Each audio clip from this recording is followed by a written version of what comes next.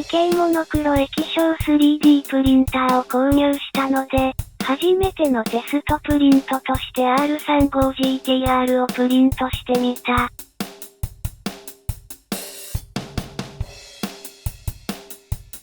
せっかくなのでハッピーセットの金の GTR 風の塗装にしてみた。ハッピーセットの GTR はニスモの最新タイプらしいけど、今回使ったデータは旧型なので雰囲気だけ。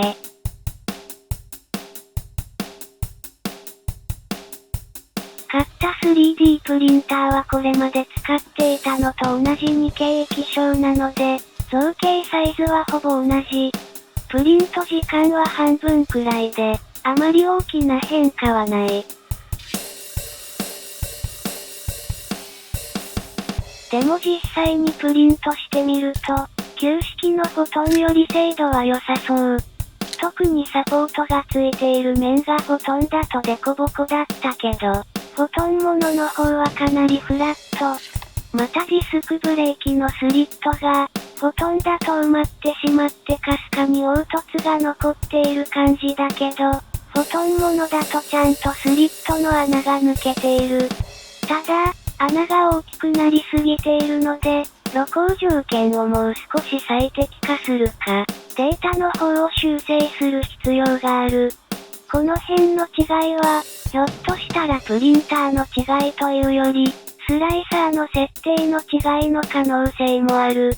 あとフォトンもフォトンものも、どちらもアンチエイリアスはあまり効いているようには見えない。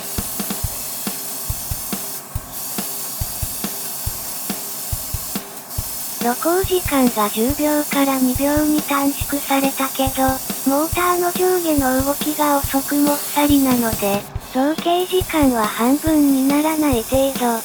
トータルの造形時間が4時間が2時間になってもあまりメリットは感じないかもしれない。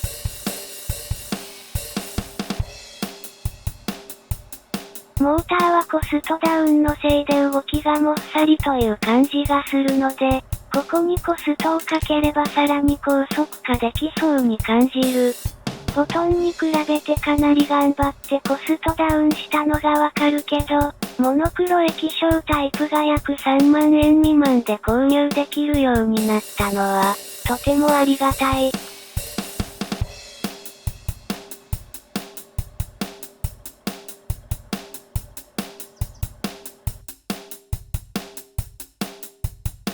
ちなみに、以前アップロードした R35GTR のデータに、ミラーモディファイヤーを忘れていた部分があったので、修正して再度アップロードしました。ご視聴ありがとうございました。